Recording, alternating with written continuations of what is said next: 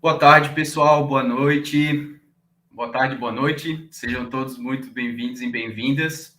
Eu sou o Gustavo, eu sou analista de empreendedorismo e inovação no Inovativa. E hoje o André, que está aí por trás das câmeras, e a mentora Érica Silva, a gente vai estar realizando essa mentoria coletiva sobre precificação e orçamentos.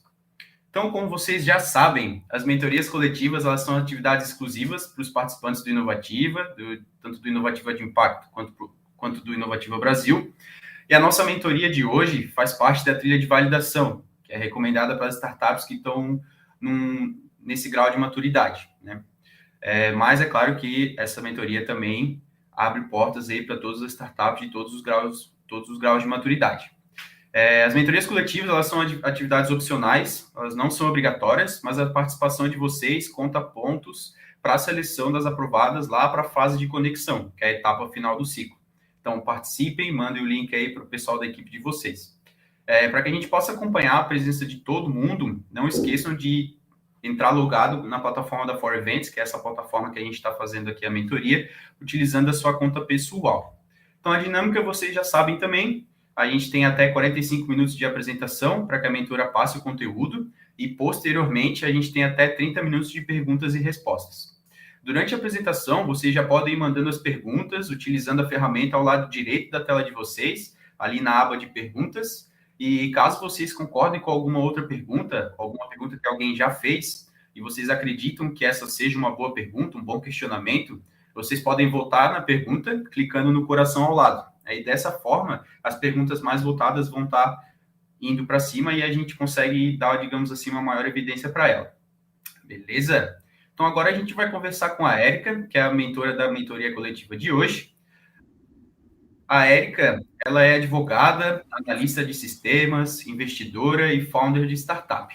Ela é mestranda em inovação e empreendedorismo pela Escola de Negócios Europeia de Barcelona e especialista em direito digital e para startups. Ela atua ainda como gerente de licitações e apoio comercial em empresas de tecnologia de informação. Érica, muito obrigado desde já pela tua presença. É um prazerzão te receber aqui. E, então, fica à vontade para passar todo o teu conhecimento. O palco é todo seu. Maravilha, pessoal. Obrigada, né, pela apresentação. Agradeço a oportunidade. Para mim é uma honra, né, estar aqui com vocês para a gente bater um papo aí com todo mundo. E aí, o que acontece? Como já foi dito, né, eles me apresentaram, eu sou advogada, eu sou analista de sistemas, né, sou investidora, e assim como vocês, também founder de uma startup. A minha é voltada para Lautech, né, e tem aí esses estudos em direito digital, em direito para as startups, e trabalho aí já há 7 anos com licitações para o governo.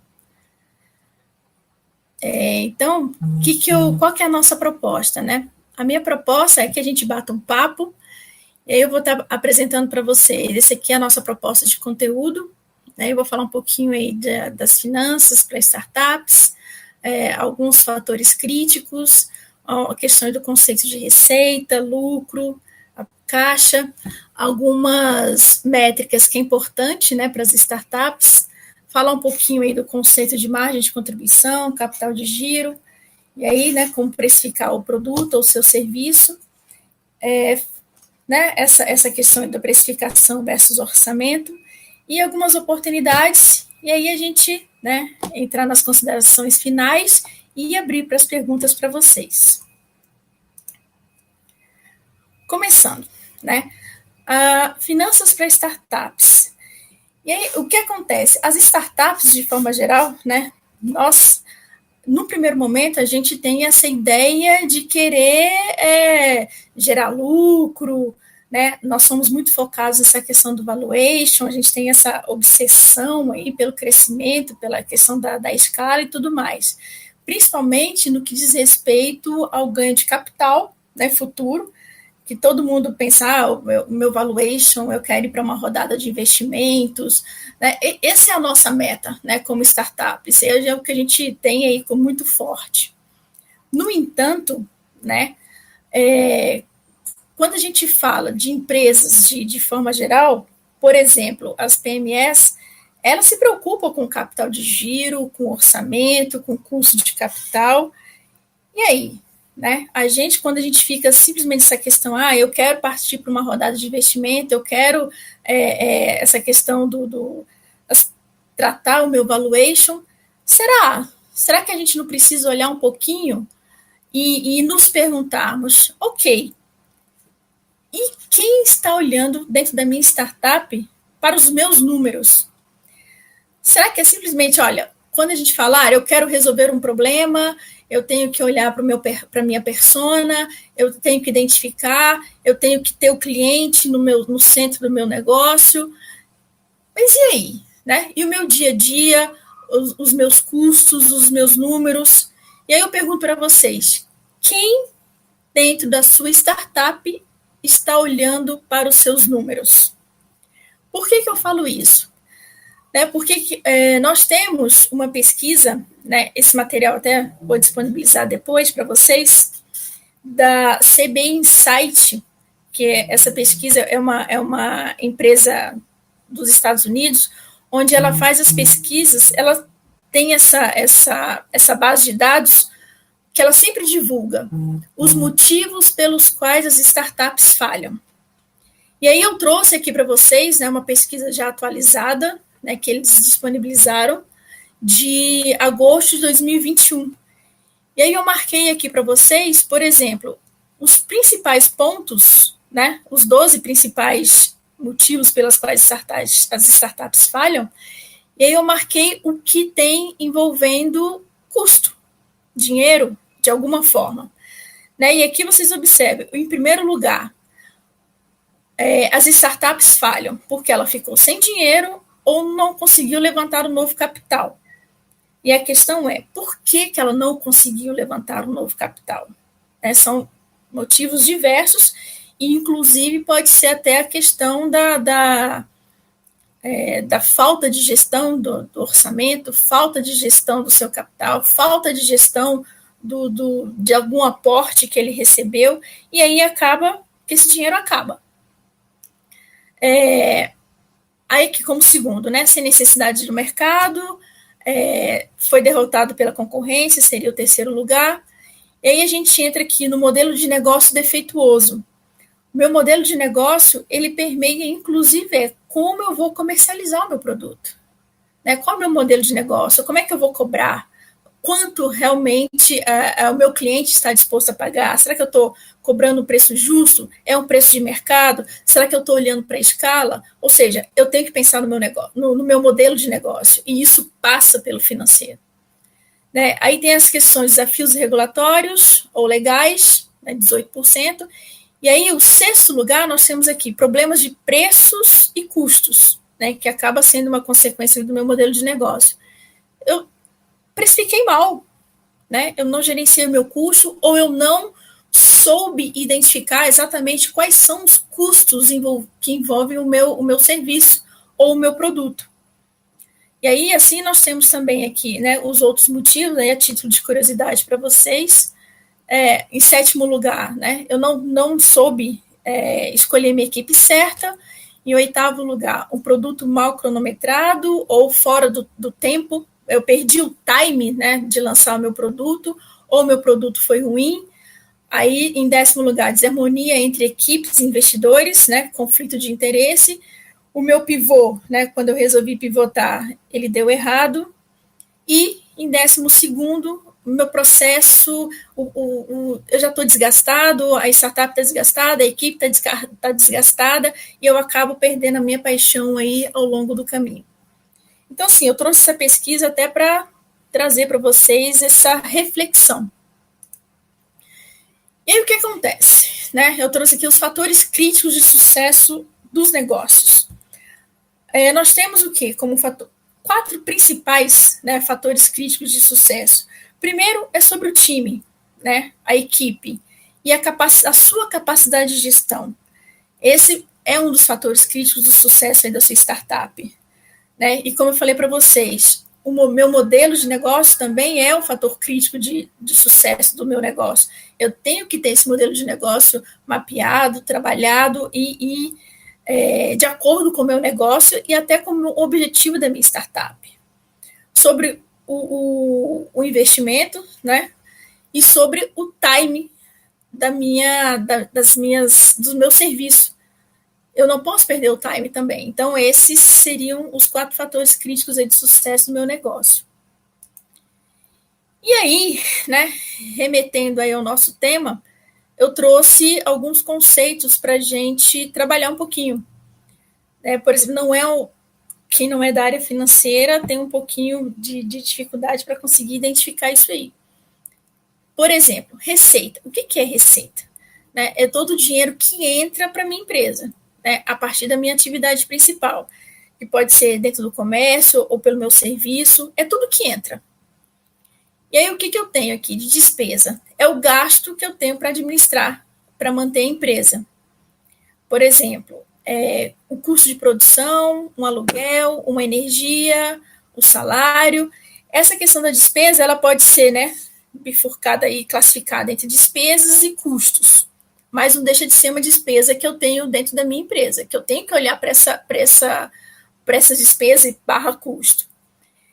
E aí, o que eu tenho? Eu tenho caixa, que é o quanto de dinheiro que a minha empresa tem disponível para eu poder usar no dia a dia, que obviamente ela vem em decorrência da minha receita, menos a minha despesa, é o dinheiro que sobra para eu poder me movimentar, e lucro é o dinheiro que eu tenho depois, que sobra depois de contar tudo. Todas as minhas... descontar da receita, os meus custos, as minhas despesas. E aí, o que a gente fala? O lucro, para eu dizer que a minha startup está me dando lucro, a minha receita, obviamente, ela tem que ser maior do que a minha despesa. E aí eu trouxe também, para a gente conversar um pouquinho, sobre as métricas indispensáveis para a sua startup. Você já deve ter ouvido falar aí do custo de aquisição do cliente, que é o CAC, que envolve, esse CAC, o que ele envolve? As áreas de marketing sendo essencial para definir suas estratégias de aquisição de novos clientes. Se a minha estratégia está funcionando corretamente, se está gerando mais receita do que um déficit. A gente vai passar por todos esses aqui. E aí eu tenho o conceito do churn, que é um percentual aí de perda de cliente ao longo de um determinado período. E tenho aí um conceito também de lifetime value do cliente, ou seja, quanto de lucro futuro um cliente pode me proporcionar ao longo do meu relacionamento com ele. Enquanto ele estiver, quanto tempo eu tenho produtos a serem ofertados durante essa vida dele de relacionamento, quanto que ele me gera de lucro. E aí eu trouxe aqui para vocês, terem uma ideia aqui desses conceitos, como é que eu faço uma composição aí do meu CAC. Aí eu trouxe aqui a formulazinha para que vocês deem uma olhada. O CAC, ele apresenta quanto é preciso investir para transformar o consumidor potencial em um comprador efetivo, ou usuário ou assinante do meu serviço. Como é que eu calculo ele? Todo o meu investimento. O que eu estou gastando com o meu marketing? O que eu estou gastando com o meu processo de venda? Eu pego esse meu custo e divido pela quantidade de clientes que eu conquistei ao longo desse período. E aí, por exemplo, se num determinado período a sua empresa gastou R$100, juntando marketing e vendas, e nesse mesmo período vocês conseguiram captar 100 clientes, o que eu tenho? Eu tenho que o meu custo de aquisição do cliente está excelente, ele seria R$1. Só que assim, nem sempre essa é a nossa realidade.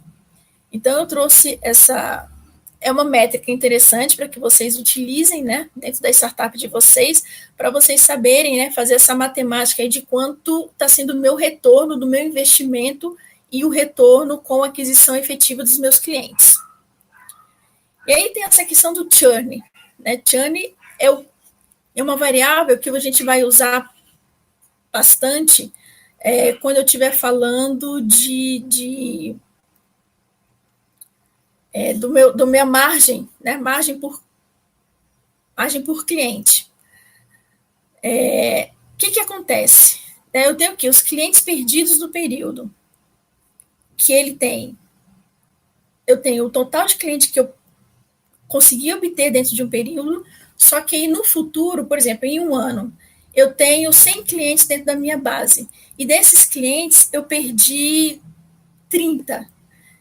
Ou seja, o meu churn está sendo de 30%. E aí eu tenho que pensar um pouquinho o seguinte, qual é a minha taxa de retenção dos meus clientes que eu já possuo na base? Essa é uma métrica importante também depois que vocês lançarem esse processo de validação de vocês. E aí o que eu tenho aqui também? O Lifetime Value, que é a definição do lucro, né, como a gente falou, do lucro que o meu cliente gera para o meu negócio ao longo do tempo, né, do meu tempo de relacionamento.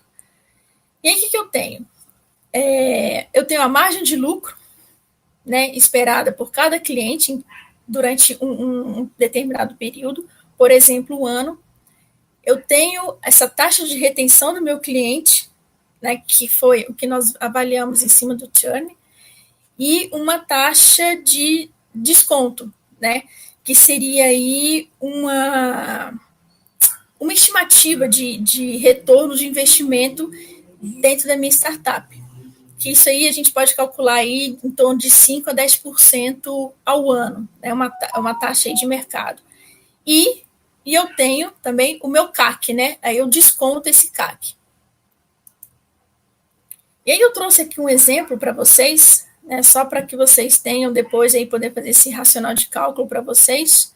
Mas não vou entrar nesses detalhes aqui, mas é importante que vocês tenham a consciência desses números. Por exemplo, só um parêntese, que é essa taxa de retenção, por exemplo, nessa fórmula aqui, eu usei ela a 70%, ou seja, né, de 100, 70% ficam ao longo do período. Eu teria um lifetime value estimado, por exemplo, em R$ 1.948, nesse exemplo que eu trouxe. Só que, por exemplo, se eu tivesse uma taxa de retenção igual a 90%, eu teria um LTV calculado em 4.216, utilizando as mesmas variáveis. E aí eu trouxe essa formulazinha aqui para instigar um pouco a reflexão de vocês. Por quê? Porque é importante, sim, né, a gente ir atrás de novos clientes, ofertar o nosso serviço, tratar essa questão da escala, mas também é importante a gente ter essa consciência do quanto custa eu reter um cliente, né? Que isso para a empresa ele também tem um custo, também tem um valor agregado e muito bom, e muito bom. Se a sua taxa de retenção ela é alta, o seu lifetime value ele é alto, ele tende a ser alto. Então aqui eu trouxe para vocês refletirem um pouquinho. E aí o que a gente tem? Né? Eu tenho aqui a margem de contribuição, que é um indicador de lucratividade do meu negócio, né? Que indica a cada unidade vendida quanto de dinheiro sobra para pagar os gastos fixos do negócio. Por exemplo, dentro da minha margem de contribuição, eu pego toda a minha receita e desconto os custos variáveis. E aí eu vou ter um número, e nesse número você vai saber o quanto de contribuição, né, como resultado dessa formulazinha, o quanto cada produto de vocês está contribuindo para arcar com os custos de forma geral. E aí eu tenho aqui também um conceito que é importante a gente trabalhar, que é a questão do capital de giro, né? Onde é importante que vocês tenham essa consciência aí, né, da necessidade do capital de giro, justamente para garantir a sobrevivência da startup, né, a questão da sustentabilidade da empresa. E aí aqui, o que eu tenho? Né, a gente tem como premissas, né, as contas a receber, são todos os valores recebidos em determinado mês, onde a gente tem que olhar para isso, o que eu estou recebendo, o que eu estou conseguindo captar.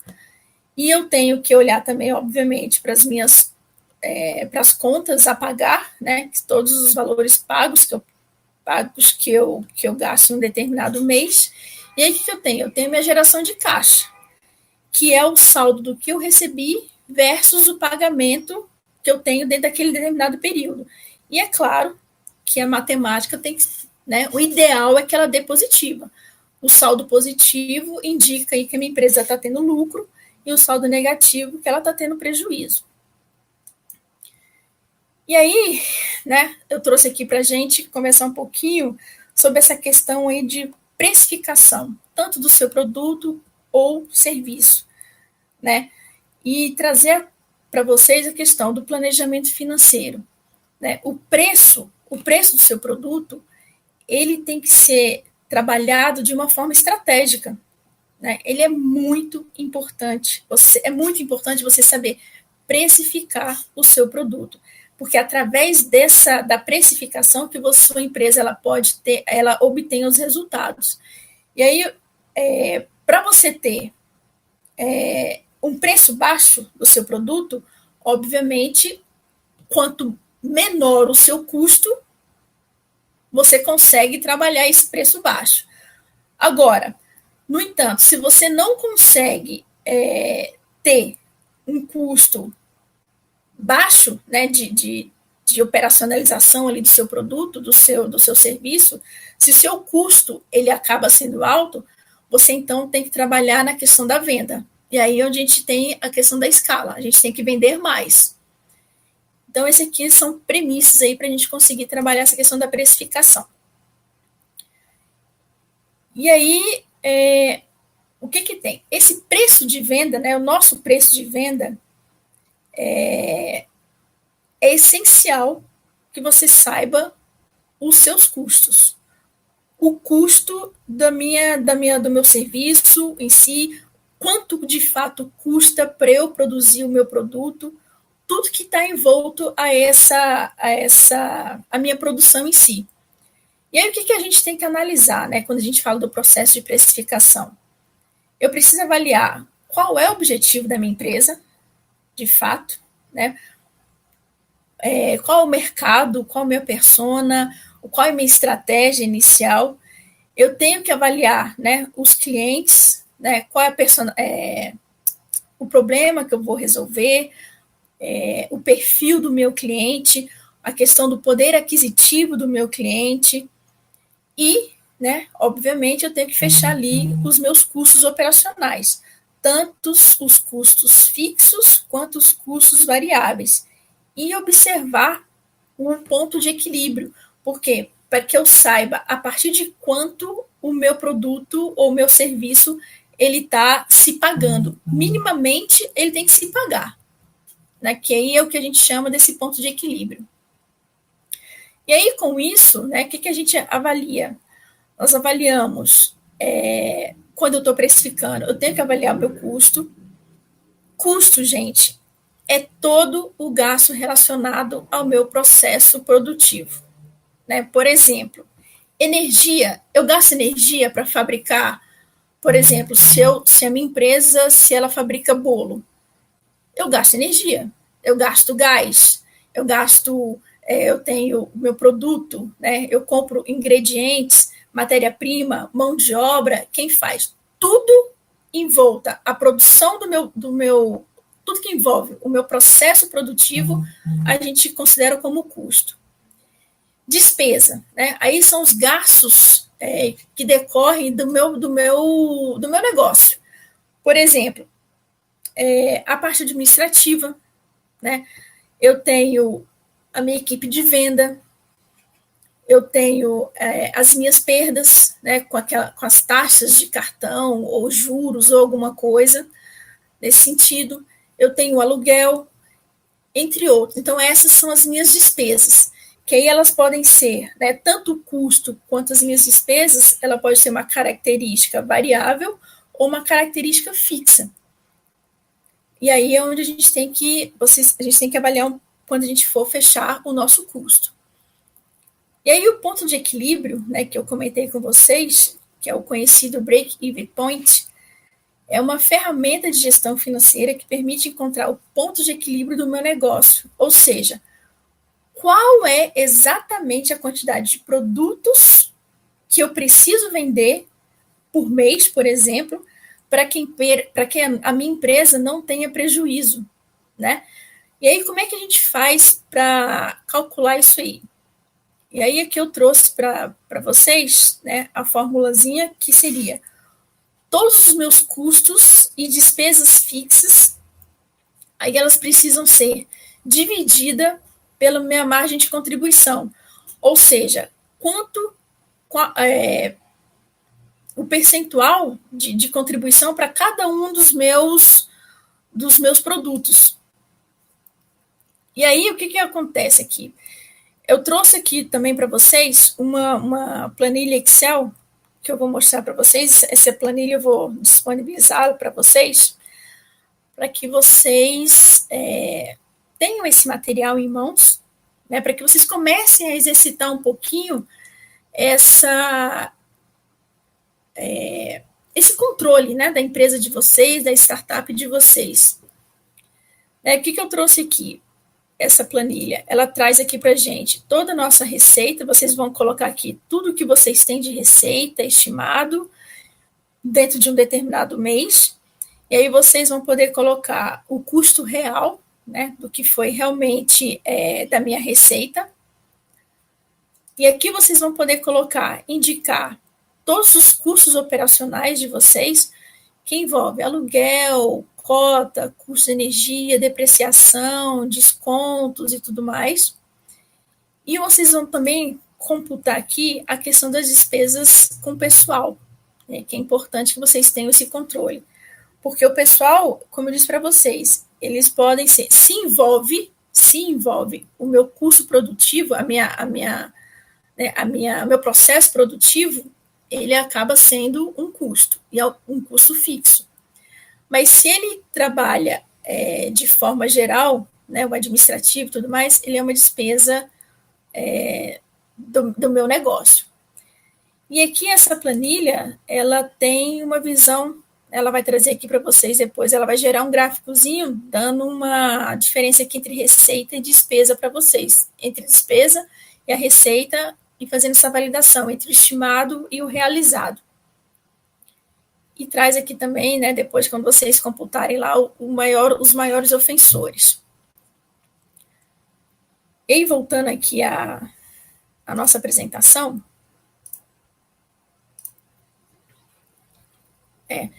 essa planilha de custo, essa planilha Excel eu vou disponibilizar para vocês direitinho. E aí eu trago aqui, né, mais um ponto de reflexão, realmente, da importância de que vocês tenham o cliente no centro do seu negócio. É porque, obviamente, o meu custo, né, tem toda essa parte operacional, eu tenho que saber precificar, eu tenho que saber tudo que envolve a minha cadeia produtiva, o meu processo produtivo, mas, assim, por outro lado, vocês também precisam se perguntar, e o meu cliente? O quanto o meu cliente está disposto a pagar pelo meu serviço ou pelo meu produto? E aí entra, acho que vocês, não sei se vocês já tiveram, né, ou não, a mentoria sobre o valor agregado, né? O meu diferencial de mercado. Qual é a percepção que o meu cliente tem em relação ao meu produto e à minha empresa? Então, quando vocês forem fazer essa questão do precificar o produto de vocês, não basta ter um olhar no cliente, mas é importante que vocês tenham um olhar como cliente. Tentem desenvolver esse olhar como se vocês fossem o cliente, o que ele está disposto a pagar e o que ele está recebendo pelo produto que vocês estão ofertando. Né? Isso é um ponto importante e faz toda a diferença para a gente conseguir a margem de equilíbrio para saber se eu tenho que trabalhar o meu custo, se eu tenho que reduzir ou se eu tenho que aumentar a minha escala, se eu tenho que aumentar a minha venda para eu conseguir manter a minha startup dentro de uma saúde financeira. Porque não adianta simplesmente falar, para minha startup que eu penso, mesmo eu posso trabalhar no prejuízo, eu posso não ter lucro agora, porque eu vou captar isso lá na frente, eu vou ganhar isso lá na frente. Ok, né? Esse é o sonho de todas as startups. Startups começam com essa premissa. Mas é isso. E o meu caixa? Será que você vai aguentar? Será que você tem o orçamento suficiente para segurar, né, o tempo que for? E aí, como oportunidades, né, e considerações finais aí que eu tenho para a gente conversar, né, trazer para vocês aí algumas observações dos editais, né, que são lançados aí constantemente dentro do mercado. Eu tenho até o exemplo aqui de alguns editais que eu vou, né, passar para o pessoal também depois disponibilizar para vocês, que são oportunidades de mercado que a gente tem. Alguns editais, inclusive, eles têm uma proposta de investimento a fundo perdido, ou seja, eles disponibilizam uma quantia, né, um valor financeiro para que a startup se desenvolva e sequer a gente teria a obrigatoriedade da contrapartida, né? Seria um investimento a fundo perdido, sem essa obrigação de devolver dinheiro. Outros editais, eles realmente, concursos de startups, por exemplo, a Petrobras, ela investe em startup inovadora em determinados segmentos de negócio. E temos ainda, pessoal, uma outra oportunidade que a gente, é o sonho de toda startup, é trabalhar com investimento, né? A gente participar aí de rodada de investimento e obter, né, um capital aí para que a gente consiga desenvolver a nossa empresa. Então, assim, mas ainda assim, né, mesmo dentro desse conceito aí que a gente está falando, a gestão da sua empresa, a gestão financeira da sua empresa, ela é de extrema importância, inclusive para que a gente consiga demonstrar para qualquer investidor o tão quanto eu tenho governança, eu consigo falar de números e eu tenho a gestão da minha empresa, da minha startup. Porque assim, não é porque eu sou uma startup que eu não preciso ter gestão sobre os números. É extremamente importante até para que eu passe para o meu futuro investidor segurança, né? E isso com certeza aumenta o meu valor, aumenta o meu valuation. E é isso, pessoal, né? A gente é o que eu tinha para trazer para vocês, né? Num bate-papo aí de meia horinha aí para a gente conseguir abrir para perguntas, a gente conversar, bater um papo aí mais direto. E aqui está o meu LinkedIn, o meu Instagram, o meu e-mail. Caso vocês queiram, né, aprofundar, tirar dúvida, aqui é um bate-papo rápido, mas assim, eu estou aberta a conversar com vocês, né? Caso alguém queira falar comigo diretamente, a gente trocar informações, sugestões de literatura, de livros, né? Se alguém, estou aberta aí para conversar com vocês. É isso.